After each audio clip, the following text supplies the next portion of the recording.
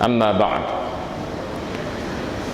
Yang dihormati Fadil pengerusi majlis, yang dihormati lagi yang berusaha, imam, pengerusi dan seluruh ahli tangkuasa masjid, para alim ulama, pemimpin-pemimpin masyarakat, muslimin muslimat, hadirin dan hadirat yang dirahmati Allah Subhanahu wa taala sekalian.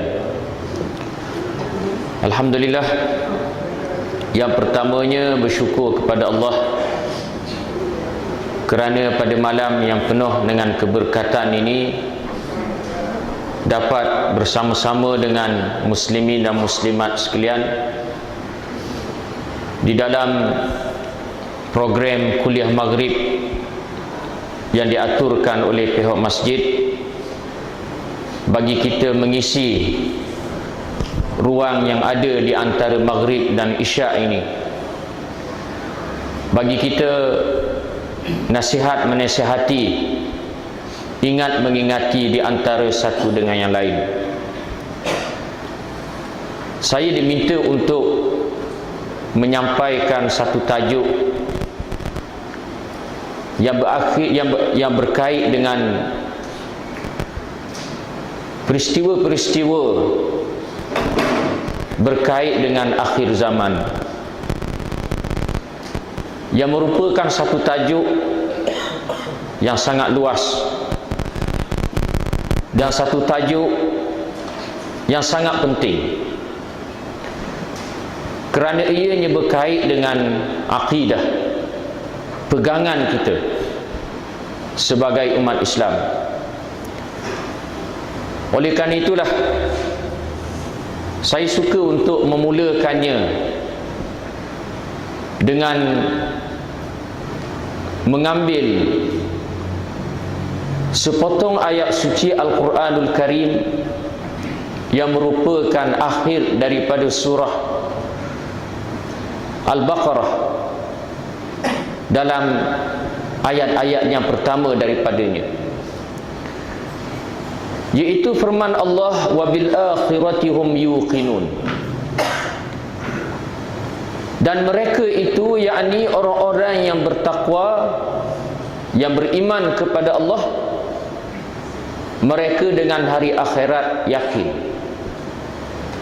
Allah Ta'ala sebut dalam ayat ini, kalau kita perhatikan ayat-ayat yang pertama daripada surah Al-Baqarah, di akhirnya Allah Ta'ala menyebut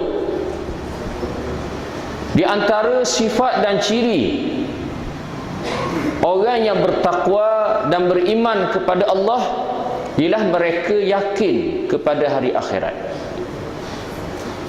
Allah Ta'ala tak sebut wa bil akhirati hum yu'minun, dan dengan hari akhirat mereka itu beriman. Tetapi Allah Ta'ala menyebut wa bil akhirati hum yuqinun, dan dengan hari akhirat mereka itu yakin. Di sini ulama-ulama tafsir membahaskan kenapa Allah Ta'ala sebut yakin, Allah Ta'ala tak sebut iman. Kerana yakin ini lagi dalam maknanya. Oleh kerana itulah ulama-ulama menyebut yakin itu sekurang-kurangnya mempunyai 3 tahap. Yang pertamanya ialah ilmul yaqin, ilmu tahu sehingga mendatangkan kepada keyakinan.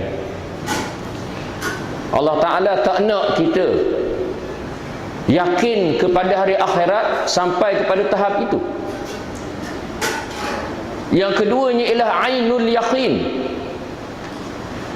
ain dengan kita melihat sehingga kita yakin. Allah Ta'ala juga tidak mahu kita yakin kepada hari akhirat sampai kepada tahap itu. Yang terakhirnya ialah haqqul yaqin,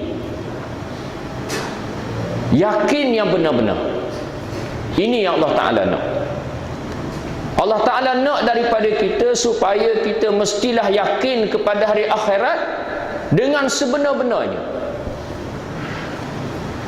Kalau kita buat contoh untuk memudahkan kita faham, ulama-ulama menyebut umpama Kaabah. Kalau orang tua-tua zaman dulu, di zaman yang belum ada lagi televisyen, internet dan seumpamanya, bila orang-orang tua, datuk nenek moyang mereka balik daripada Mekah, mereka cerita berkait dengan Kaabah. Kaabahnya begini-begini, warnanya, kedudukannya dan seumpamanya. Kita yang dengar, kita yakin. Sebab orang yang cerita itu adalah merupakan orang yang kita percaya. Ayah kita, mak kita, datuk nenek moyang kita. Takkan kita tak percaya, walaupun kita tidak melihatnya. Itu ilmu yakin. Kemudian selepas kita besar dewasa, kita ada harta, kita ada wang ringgit, kita boleh pergi ke Mekah, buat umrah ataupun haji. Bila kita lihat Kaabah sebagaimana yang diceritakan kepada kita, ini ainul yakin. Bila kita rapat dengan Kaabah, kita menyentuhnya, itulah hakul yakin. Allah Ta'ala mahu kita percaya, yakin kepada hari akhirat sampai kepada tahap itu. Di antara beriman kepada hari akhirat ialah beriman kepada tanda-tanda, alamat-alamat berlakunya kiamat yang diceritakan oleh Allah di dalam Al-Quran dan oleh Nabi SAW di dalam hadis-hadis yang banyak. Jadi kumpulkan oleh ulama hadis-hadis yang berkait dengan asyratus sa'ah, tanda-tanda, alamat-alamat berlakunya kiamat. Kita perlu menyedari bahawa kita sekarang ini, kita berada di akhir zaman. Kerana kita adalah merupakan umat akhir zaman. Kerana kita adalah merupakan umat kepada Nabi yang terakhir. Dalam satu hadis, Nabi menyebut, bu'istu ana was-sa'ah kahataini. Nabi menunjukkan dengan isyarat dua jari, jari telunjuk dan jari tengah. Aku dibangkitkan di antara aku dan kiamat umpama dua jari, jari telunjuk dan jari tengah. Maknanya selepas dari jari telunjuk, jari tengah, tak ada jari lain. Maknanya selepas daripada aku, Nabi kata tidak ada lagi Nabi yang lain, akan berlakunya kiamat. Oleh kerana itulah, di antara tanda-tanda besar berlakunya kiamat ialah kelahiran Nabi Muhammad SAW. Kita kadang-kadang terlupa bila kita sambut Maulidur Rasul. Kita tidak ingat kepada hari kiamat. Kita hanya bergembira. Ya, kita mesti bergembira. Kelahiran Nabi Muhammad SAW adalah merupakan cahaya yang membawa kita untuk keluar daripada kegelapan. Tetapi lebih daripada itu lagi, kelahiran Nabi Muhammad SAW itu adalah merupakan di antara tanda-tanda yang besar berlakunya kiamat. Maknanya Allah Ta'ala nak suruh kita ingat kepada kiamat. Bila kita sambut Maulidur Rasul, bila kita ingat Nabi Muhammad, bila kita berselawat ke atas Nabi Muhammad SAW, Allah Ta'ala nak suruh kita ingat kepada kiamat. Kita adalah merupakan umat akhir zaman. Nabi SAW adalah merupakan Nabi yang terakhir. Oleh kerana itulah, Nabi Muhammad sallallahu alaihi wasallam adalah merupakan nabi yang paling banyak menyatakan berkait dengan tanda-tanda dan alamat-alamat berlakunya kiamat. Kalau kita nak hurai satu persatu, ianya sangat banyak. Dr. Umar Sulaiman Al-Ashqar rahimahullah mengarang dua buku yang sangat menarik, Asyratus Sa'ah Al-Kubra dan Asyratus Sa'ah As-Sughra, tanda-tanda berlakunya kiamat yang besar, dan satu buku lagi, tanda-tanda berlakunya kiamat yang kecil. Tanda-tanda berlakunya kiamat ini ada yang berlaku secara berterusan, ada yang berlaku yang tergolong di kalangan tanda-tanda yang kecil, ada yang berlaku yang tergolong di kalangan tanda-tanda yang besar. Tanda-tanda yang besar ada yang sudah berlaku, ada yang sedang berlaku, dan ada yang belum lagi berlaku. Yang berlaku secara berterusan sebagai contoh gempa bumi. Gempa bumi ini daripada dulu lagi sudah ada, daripada zaman Nabi sallallahu alaihi wasallam lagi. Tetapi banyaknya berlaku di zaman kita. Boleh dikatakan kita mendapat berita, kalau tidak setiap hari, mungkin dalam seminggu ada berita berkait dengan gempa bumi. Dalam 2-3 hari lepas di Chile, satu gempa yang sangat kuat. Ini berlaku secara berterusan. Ada tanda-tanda yang kecil, ada tanda-tanda yang besar. Yang sudah berlaku, yang kita sebutkan tadi, di antaranya ialah kelahiran Nabi Muhammad sallallahu alaihi wasallam. Di antaranya juga ialah yang mana Nabi sallallahu alaihi wasallam menyebut bahawa tidak akan berlaku kiamat sehinggalah akan berlaku satu peristiwa yang mana satu kaum menyerang dan melakukan kerosakan di atas muka bumi ini, yang mana Nabi sallallahu alaihi wasallam menyifatkan mereka, di antara tandanya ialah pakaian mereka memakai kasut-kasut yang berbulu.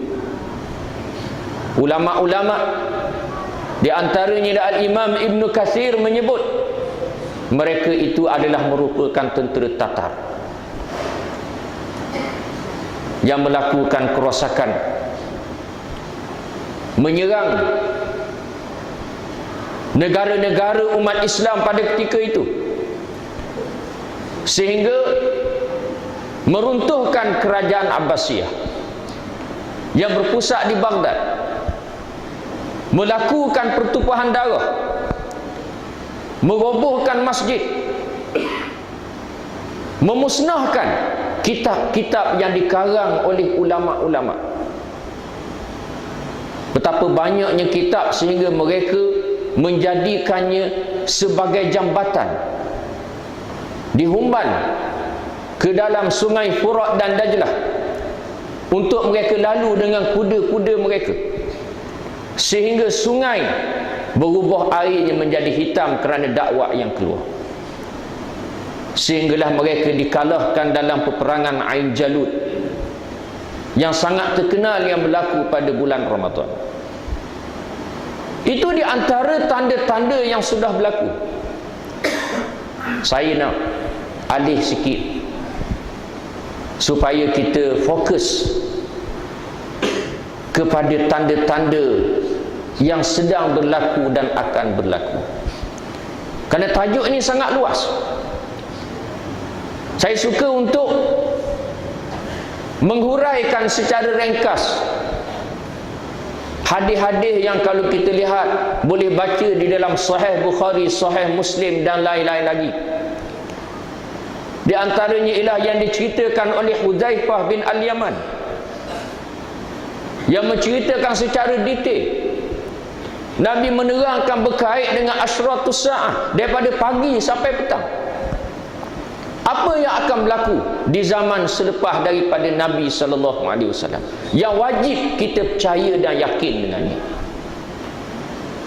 Sebab itulah bila kita baca hadis-hadis berkait dengan asyratus sa'ah ini, sebenarnya meningkatkan keyakinan kita akan kebenaran risalah yang dibawa oleh Nabi sallallahu alaihi wasallam. Kerana Nabi beritahu apa yang akan berlaku. Tiba-tiba betul-betul berlaku. Tak berlaku di zaman Nabi. Ini mukjizat. Yang mana Allah Ta'ala beritahu kepada Nabi apa yang akan berlaku. Dan bila ianya berlaku di hadapan mata kepala kita, ini menambahkan lagi keyakinan kita, iman kita akan kebenaran risalah Islam yang dibawa oleh Nabi sallallahu alaihi wasallam. Hari ini kita lihat umat Islam berada dalam keadaan yang sangat mendukacitakan. Nabi telah menyebut ini di antara apa yang akan berlaku di akhir zaman. Tatada'a alaikumul uman kama tatada'al akalatu ala qas'atiha. Umat-umat yang melakukan kejahatan ke atas umat Islam, mereka akan berpakat sesama mereka untuk menghancurkan umat Islam, sebagaimana orang-orang yang berkerumun di tengah makanan untuk memakan makanan tersebut. Hari ini kita lihat di hadapan mata kepala kita peristiwa-peristiwa yang menyedihkan kita umat Islam selepas daripada kejatuhan kerajaan Islam yang terakhir di Turki pada tahun 1924. Umat Islam umpama anak-anak ayam yang kehilangan ibunya. Walaupun jumlah mereka lebih daripada 1 bilion, mempunyai sumber-sumber yang begitu banyak, kekayaan yang dikurniakan oleh Allah, tetapi umat-umat kufar yang lain, mereka melakukan berbagai-bagai kejahatan ke atas umat Islam. Islam dituduh dan dilabel dengan berbagai-bagai tuduhan dan label yang jahat. Contohnya ialah dituduh Islam ini sebagai agama yang ganas. Bila berkait dengan terorisme, dikaitkan dengan Islam. Islam ini agama yang tersebar dengan pedang. Islam ni agama yang mahukan kepada pertumpahan darah dan peperangan. Ini yang dilakukan oleh musuh-musuh Islam. Di tengah kejahilan umat Islam, di tengah ulama-ulama yang tidak memainkan peranan, maka berlaku musibah yang sangat besar ini. Inilah tanggungjawab kepada kita umat Islam untuk kita menyedari bahawa tuduhan-tuduhan ini adalah tidak benar sama sekali. Islam ini kalau kita tengok dari segi bahasanya, maksudnya ialah aman, sejahtera. Betul, Islam ini menyeru dan mengajak penganut-penganutnya supaya berperang. Dalam Al-Quran banyak ayat-ayat yang berkait dengan peperangan. Tapi berperang di dalam Islam, berperang penuh dengan adab dan akhlak. Kalau kita lihat dalam sirah Nabi sallallahu alaihi wasallam, ulama-ulama yang membuat kajian, Syekh Muhammad Al-Ghazali rahimahullah sebagai contoh, Abul Hasan Ali An-Nadawi rahimahullah, yang membuat kajian Nabi berperang di zamannya. Tapi orang-orang musyrikin, orang-orang kafir yang terbunuh di medan perang tidak sampai pun 2,000 orang. Nabi berperang, tapi perang yang penuh dengan adab dan akhlak.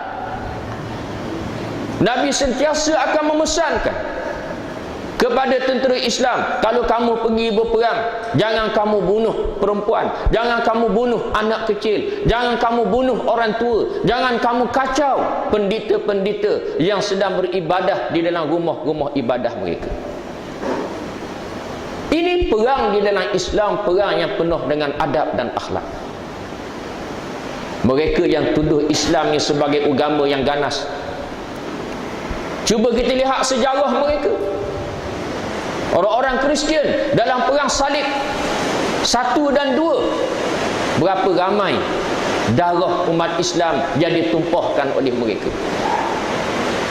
Dalam sejarah bagaimana orang-orang Kristian Spanyol membuka Amerika Selatan, sejarah ini ditulis oleh ahli-ahli sejarah mereka, bukan orang Islam yang tulis. Mereka beri kata dua kepada penduduk Amerika Selatan: sama ada kamu terima pedang kami ataupun kamu terima agama kami. Dalam sejarah moden kita lihat apa yang berlaku ke atas umat Islam di Bosnia. Lebih daripada 250,000 orang umat Islam di Bosnia dibunuh di atas nama agama Kristian, sehingga ibu-ibu yang mengandung dibelah perut dan dicincang bayi di dalamnya. Dalam apa yang kita lihat di hadapan mata kepala kita hari ini di Palestin, tiap-tiap hari umat Islam di Palestin dibunuh, tanah air mereka dirampas, umat Islam di Gaza disekap daripada darat, laut dan udara. Apa salah mereka? Hanya kerana mereka adalah orang Islam. Tiba-tiba mereka tuduh Islam ni agama ganas, umat Islam ni adalah pengganas yang sukakan kepada pertumpahan darah, peperangan dan seumpamanya. Inilah apa yang berlaku di akhir zaman yang telah diberikan amaran oleh Nabi SAW. Tetapi kita sangat yakin bahawa apa yang berlaku ini adalah petanda-petanda kemenangan Islam. Sebab itu Allah Ta'ala sebut dalam Quran, fa inna ma'al usri yusra. Ini sangat menarik penggunaan bahasa di dalam Al-Quran. Sebab itu Al-Quran ini adalah satu mukjizat. Allah Ta'ala menyebut bahawa sesungguhnya bersama-sama kepayahan itu kesenangan. Allah Ta'ala tak sebut fa inna ba'dal usri yusra, maka sesungguhnya selepas daripada kepayahan itu kesenangan. Tapi Allah Ta'ala sebut bersama-sama kepayahan itu ialah kesenangan.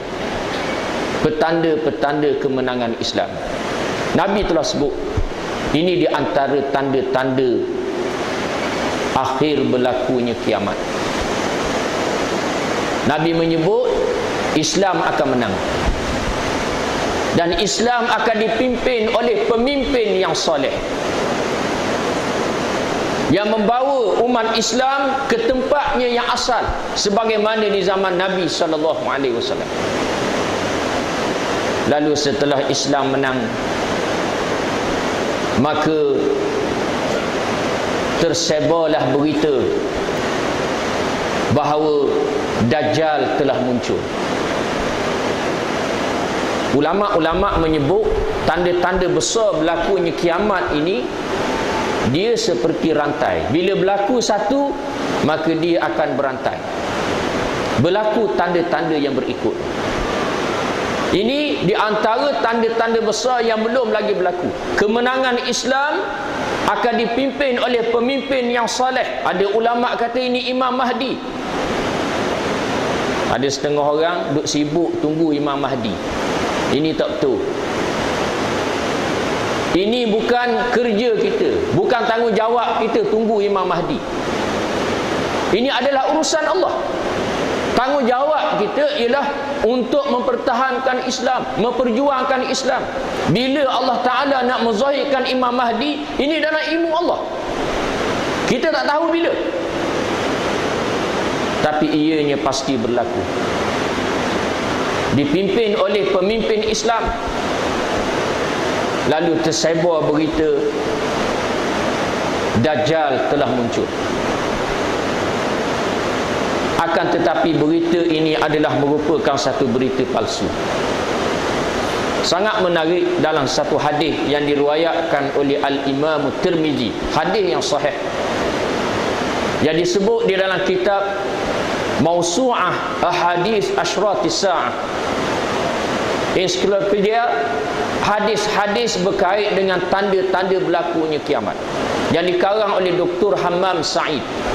Disebut hadis ini, dinyatakan dalam hadis ini, alaikum an tubayi'u imamakum walau habwan 'ala salji, atau kama qala sallallahu alaihi wasallam. Hendaklah kamu berbai'ah, melakukan janji setia dengan ketua kamu, pemimpin kamu, ini Imam Mahdi, walaupun kamu merangkak di atas salji. Menarik hadis ini. Yang pertamanya Nabi sebut berkait dengan pemimpin umat Islam yang akan memimpin umat Islam ke arah kemenangan dan kejayaan. Dan yang kedua Nabi sebut, walaupun kamu terpaksa merangkak di atas salji.